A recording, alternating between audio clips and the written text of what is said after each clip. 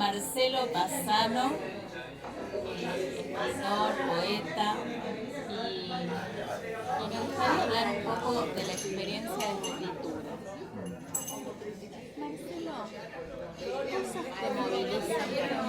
¿Escribís desde la sensibilidad o escribís desde el dolor, de la angustia? ¿Crees en la idea del poeta maldito? En principio, buenas tardes. Creo que escribo porque uno necesita escribir. Creo que, en mi caso, necesito expresarme de alguna forma, la escritura es natural, en mi caso, y no hay una sola cosa que movilice la escritura. Cuando vos tenés la necesidad de escribir, casi como que cualquier cosa puede ser una excusa.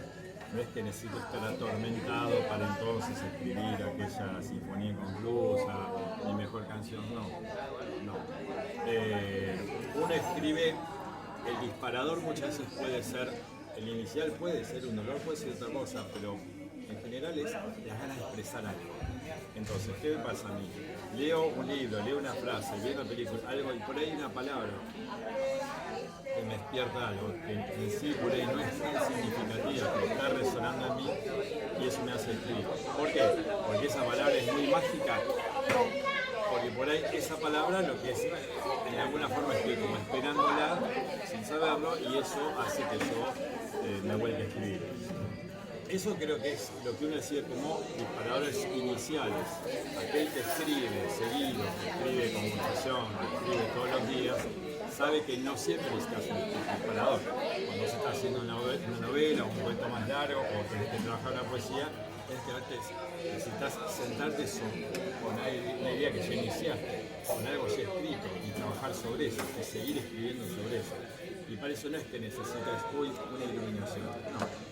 Estar en estado de palabra a partir de la propia experiencia, de cosas que estoy leyendo.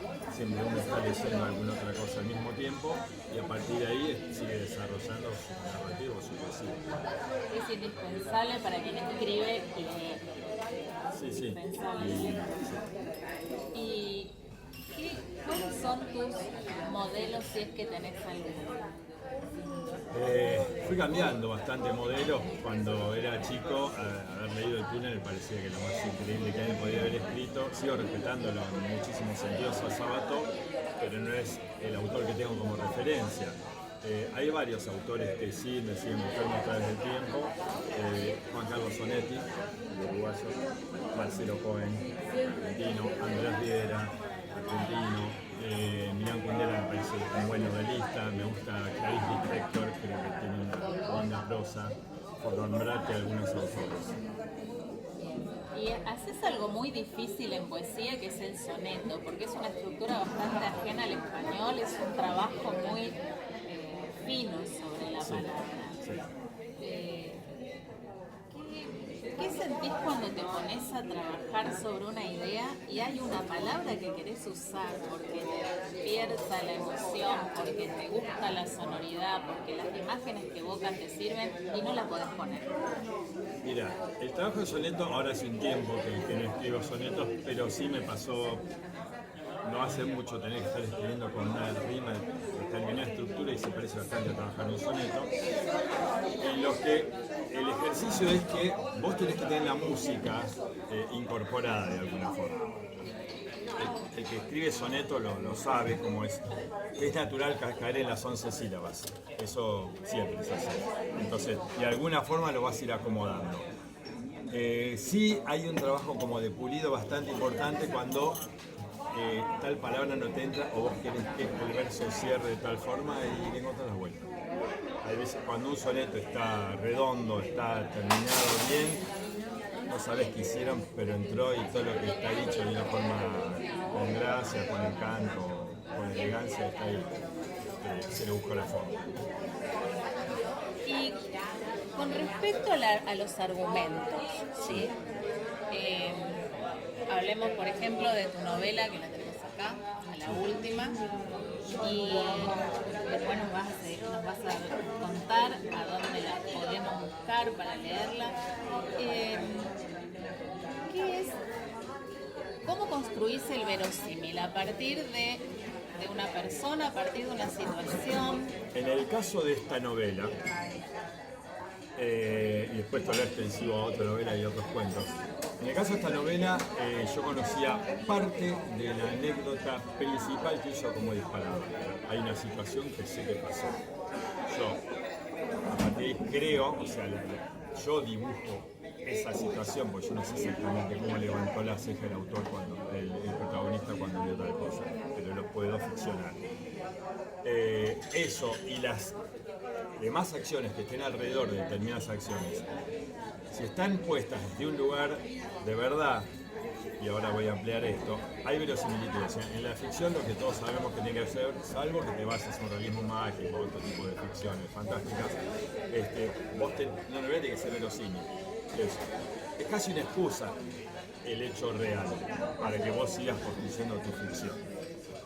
Si la ficción está bien construida, el resto es creíble, y a mí me pasa en la novela que te dicen, che, después entre nosotros contame qué era cierto y qué no.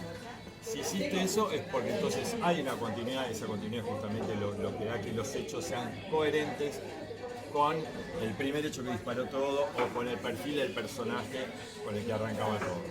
Si eso es coherente, hay una similitud, entonces no digo que haya buena novela, pero por ejemplo, por lo menos ese plano de la narrativa está bien llevado. ¿Y probaste otros géneros o te centraste en la idea de la verosimilitud como recurso de tu No necesitaba. Acá sí me parecía que si voy a hablar de un hecho tan vívido, tan real y para muchos cercano como es la Guerra de Malvinas, tendría que ser verosímil lo que estoy contando, por más que sea ficción. Después, cuando uno escribe otras cosas, no necesariamente. Yo he escrito otras novelas y he escrito cuentos y novelas citadas en otra época. Tengo otra novela que está citada en 1940 y si bien puede ser verosímil, no tiene que tener esta fijeza de las cosas inmediatas porque pasarán hace 80 años.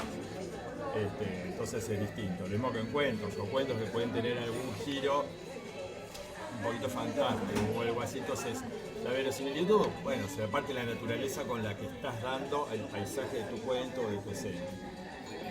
Y la investigación, ahora que nombras una novela ambientada hace más de 70 años. ¿Está? No, la que nombraste ambientada en los 40. La investigación histórica, ¿cómo la haces? ¿La haces de fuentes primarias, de fuentes secundarias? Mirá, ¿Das testimonio? Cuando es una novela en la que no necesito caer, digamos, en el detalle, con saber rasgos generales es suficiente. Yo te digo, la Patagonia en 1940, ¿qué pasaba? Y no sé si voy a saber el detalle, tampoco sé si importa.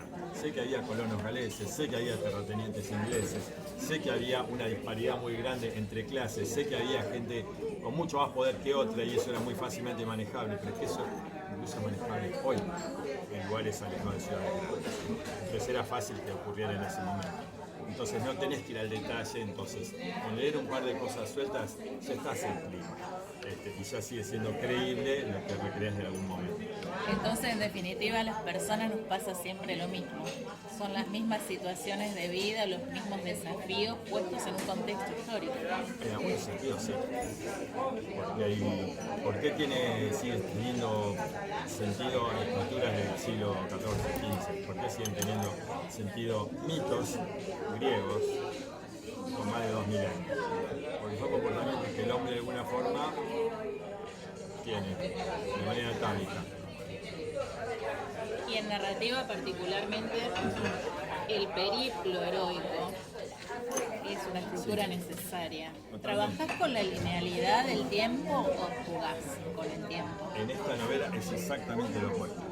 En esta novela el tiempo está cambiado en todo momento, o sea, tenés un momento, algo que pasa en el conflicto bélico, y debe pasar a la vuelta del conflicto bélico, y avanzan las dos en paralelo. Después de este momento bélico pasó este otro momento bélico, después de este momento post pasó este otro momento post. Entonces, no está contada esta y después esta, sino que estoy saltando entre esta y esta. Si se está bien trabajada, como una película, cuando vos tenés un flashback, o sea, un salto en el tiempo hacia atrás y se entiende lo que está pasando. Acá está tratada de esa forma, o sea, la estructura no lineal. Y cuando trabajas esa estructura no lineal en algunos relatos, ¿solés dejarle deslizar entre el tiempo del discurso, el tiempo de la historia? No entiendo. ¿Solés dejarle deslizar el tiempo de la historia, de la escritura, del presente de la escritura en algún momento del relato? Que se entienda, que se entienda de quién escribe y desde dónde. En realidad, todo el tiempo hay un narrador omnisciente, que es el que está ubicado, digamos, al lado del personaje principal, en este caso. No es un narrador testigo, sino que es un narrador omnisciente que está sentado generalmente cerca del protagonista. Podría haber un narrador en otros lados. Hay solamente 2 capítulos donde el foco, digamos, si fue la cámara, está puesto en otro lado. Si fue el narrador, está puesto en otro lado. Y está siempre trabajada en un tiempo verbal determinado y vos te das cuenta cuando cambia el tiempo verbal, entonces cambié la cámara. Pero si no, está siempre desde ese lado, es un error omnisciente situado en el protagonista. Y eso no varía, y eso no debería variar incluso si vos saltás el tiempo. Si vos saltás el tiempo y decís, este niño, y lo piensas como un niño es una cosa, pero si el salto es de un año a una persona joven, no hay mucha diferencia. Sí, la forma de sentir, eso es claro. Pero eso también está dado, eso sí hay una diferencia.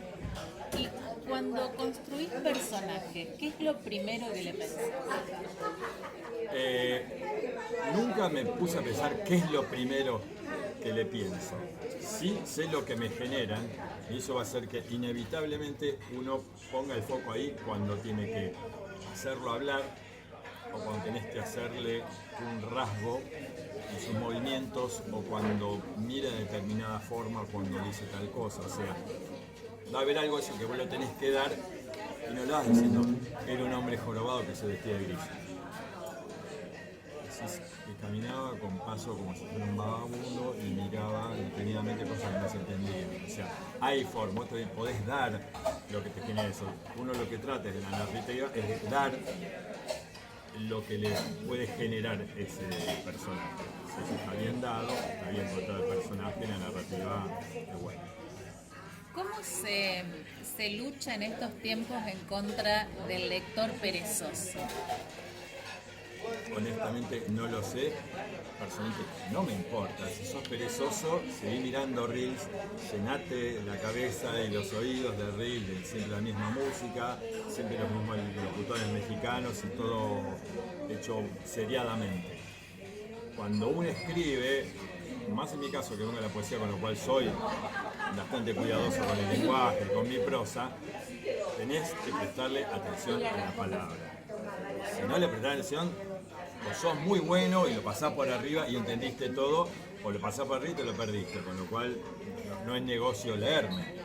No porque mi prosa sea súper sofisticada, para nada, pero creo que merece alguna atención para que sea aprovechada. Si no, no hay literatura.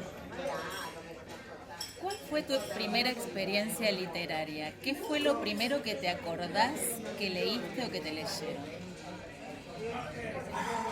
Yo me acuerdo haber leído muchas cosas de chico, o sea, de la primaria y la postprimaria al principio, haber leído libros detectives, Hardy Boys, El Principito, haberlo leído antes de los 12, 13, por ahí, y que algunas cosas me resultaban inquietantes, movilizantes, pero no sé si eso como para ponerme a escribir a la par. Sí, en algún momento me pasó que leía algo y cuando me pasaba algo necesitaba, sentía que necesitaba escribirlo. No quiero lucirme diciendo, no, yo siempre pensé escritor, no, nunca pensé eso. En algún momento empecé a sentir la necesidad y empecé a escribir. Y empecé a escribir como debe ser, cosas que eran bodrios, para que en algún momento uno lo pula por motu propio, porque lo lee, porque lo relee, porque lee otras cosas y porque te juntás con gente que sabe, que es lo que hice cuando empecé a darle un poco de seriedad a la escritura en mi poesía. O sea que en definitiva es siempre un trabajo, siempre es un trabajo.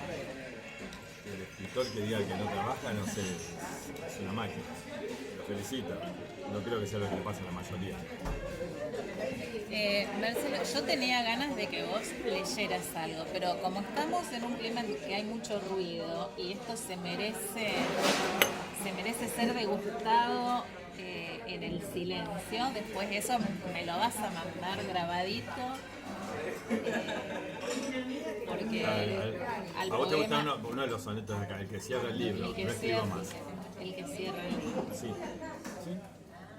Es muy, particularmente hablando sobre la palabra, porque después yo voy a meter mi cuchara atrás de la entrevista y de ese poema tengo unas ganas de decir un montón de cosas, es muy movilizante. Para quien es sensible a la palabra y para quien necesita escribir, ¿no? La necesita como modo de vida la escritura. Háblanos de dónde podemos conseguir la novela, qué distribuidoras, si tenés distribuidoras, dónde es tu página, dónde te podemos encontrar. Bien. Mi página es mi nombre, marcelopasano con .com.ar. Ahí yo lo que hago es subir las novedades. En realidad empecé esa página, la creé el año pasado a partir de que publiqué este libro. Este libro fue publicado, es una edición de autor. Editoriales de los Cuatro Vientos, que es un editorial serio de autor, porque trabaja hace más de 25 años. Hago un paréntesis. A partir de la pandemia, todo el mundo se creyó que era o chef, porque cocinó en su casa, o escritor, porque se sentó a escribir. Nadie de ninguna de las dos cosas. El que venía haciéndolo pudo haberlo sido, pero esto dio lugar a que surjan 5.000 escuelas de cocina y muchos editoriales independientes diciendo saquemos el libro porque la gente quiere ver su libro impreso. Todo es respetable. Ahora, eso no quiere decir que todo lo que se publique está bien, todo lo que la gente empezó produciendo estaba bueno, por hacer un paralelismo tonto. Esta editorial hace 25 años que trabajó en autor, entonces no publican cualquier cosa. Si es una edición de autor, es una edición que uno paga para que esté libre escrito, tiene una distribución razonable, tiene una calidad que está a la altura de del mejor libro que puedas ver de una multinacional. Sí.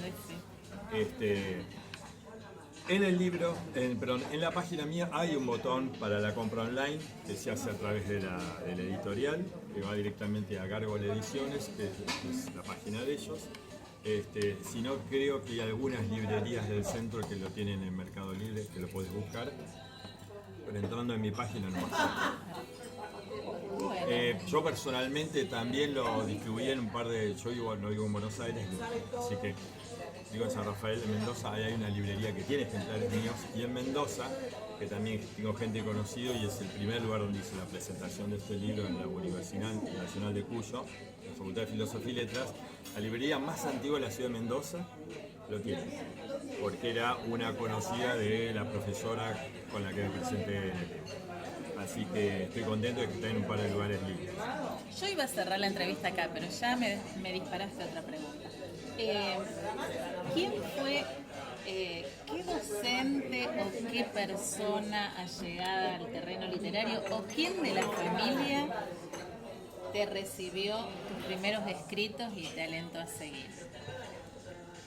A ver, no me acuerdo haber buscado aprobación en lo primero que escribí. Eso es lo cierto. Las primeras cosas que escribí eran poesías, bodrios, pero que tenían rima, que me gustaba una chica que se escribía, no porque se la fuera a dar, sino porque me parecía que necesitaba dejar eso dicho. Estaba eso dicho y estabas como un poco en paz con vos. Después vemos si se lo voy a dar o no. Entonces, no es que busqué la aprobación de eso. ¿Por qué? Porque en realidad eso era una expresión, no era, la finalidad de eso no es que sea un medio para. Si bien eso es el disparador, no es que yo hago esto porque se lo voy a la fuga. Lo he dado, más de una vez lo he dado y eso es otra historia, pero digamos, no es que lo hice, busquemos la aprobación, no, qué lindo puede seguir escribiendo. No, creo que no me importó mucho, sí, cuando vi que quería seguir escribiendo más, sí busqué más que la aprobación, el acercamiento a gente y decirle, che, ¿esto qué es? Y ahí tuve gente muy seria, gente grande, muy formada, que me pareció que era la indicada y que me fue tirando varias cosas. La solapa de este libro, la firma Gustavo García Saranelli, para mí es un poeta tremendo, es un sonetista impresionante argentino, y con eso estoy sentado en el bar británico mostrando mis poesías antes de esto, 2 años antes de publicar esto. Y él me decía esto sí, esto no, y el día que dijo un soneto me dijo, soneto. No te metas en soneto, ¿ok? Cuando le di terreno difícil. me lo dijo directamente diciendo, yo te veo todos los versos bien, pero el soneto como diciendo, no me jodas con eso. Cuando lo leyó me dijo, también. Sí. Había hecho, por supuesto, había estado un montón de laburo y había tenido algo que en realidad hace que se tenga un valor. Bueno, Marce, algo que te hayas quedado con ganas de... No, espera, ahora tengo otra pregunta, ¿no? Sí. ¿Alguna vez construiste un personaje que no tuviera absolutamente nada tuyo? Porque uno siempre le pone pedacitos de alguien a los personajes. Cantidad de veces.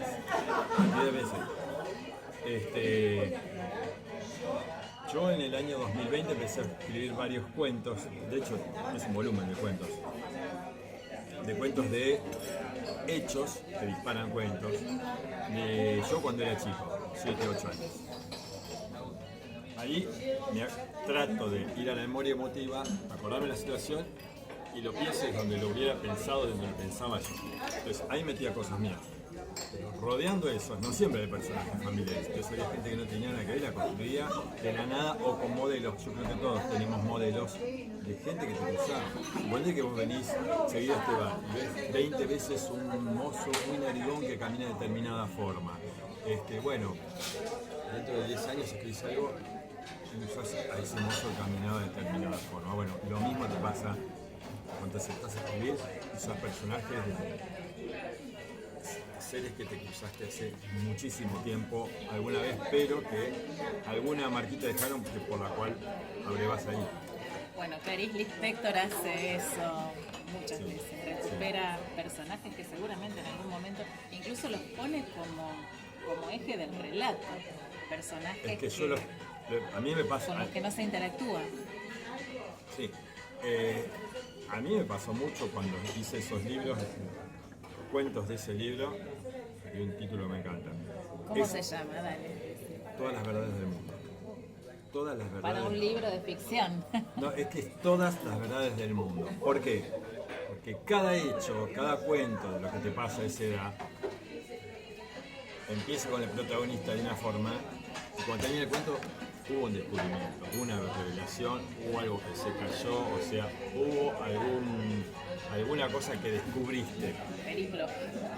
Algo te pasó, o sea, te contaron que papá no era papá, eran los padres, o ese tipo de cosas, por decir, grandes cosas que te transforman. Eso pasa en cada cuento de ese libro. Entonces, todas las verdades del mundo es una forma excesiva de describir los descubrimientos de determinado momento. Que por otro lado, en la infancia, que era de los absolutos, tiene sentido hablar de todas. Nunca van a ser todas, ni el día que te morís son todas. En ese momento sí tiene sentido, entonces me gusta que el nombre sea así, excesivo y exagerado y abarcador.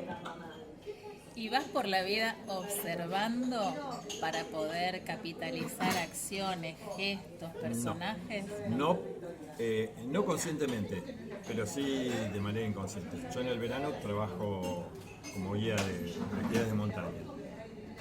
Trekking, en escalada, en tirolesa, entonces muchas veces me pasa que me paro frente a una persona y está viendo una expresión y yo veo la escena para contar.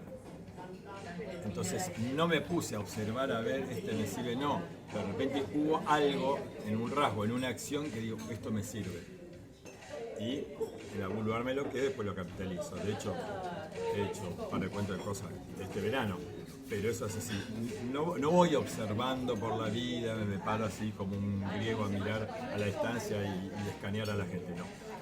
Pero sí me pasa que hay alguna alerta en uno que cuando alguna cosa te llama la atención, la llevas a tu terreno para que sea ficcionable.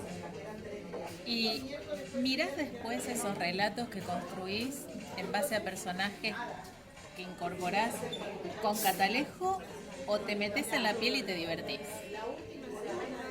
En general trato de que funcionen, o sea, si este tipo piensa así, tengo que prestarlo de determinada forma para que tal acción sea consistente con la historia de este hombre. Punto. No me voy a ponerlo a ver analíticamente, sino el personaje, y esto lo saben todos los que escriben, en algún momento empieza a hablar por sí solo.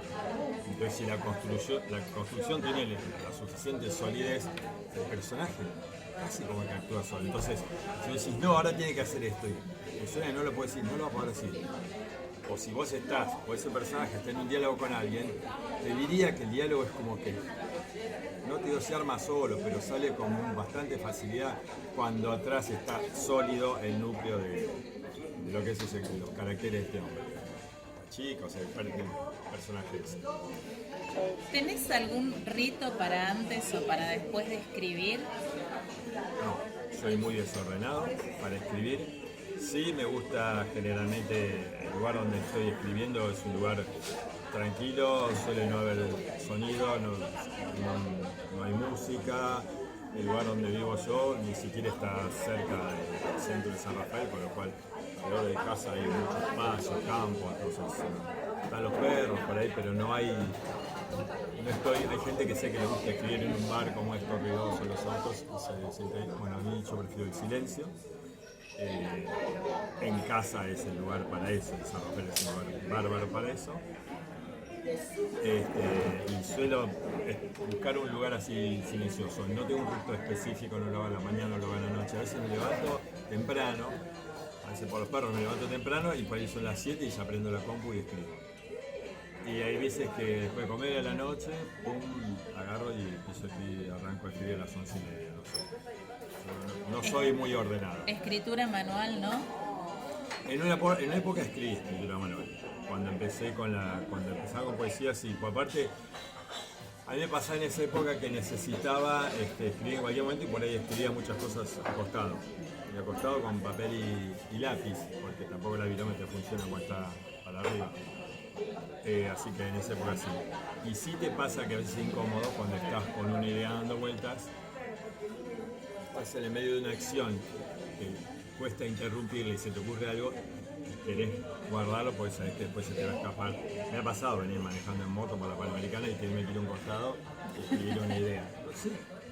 O me pasaba en la época de la poesía mucho con las rimas, porque te quedás dando vuelta con la música y el ritmo, ¡pac! Y cerrás el poema, pero estás en la mano del medio, bueno, y tratás, si podés, te vas a un costado, parás y la idea o el verbo o el cierre lo das ahí. Y algo que te hayas quedado con ganas de contarnos sobre la experiencia de la emoción en el momento de escribir.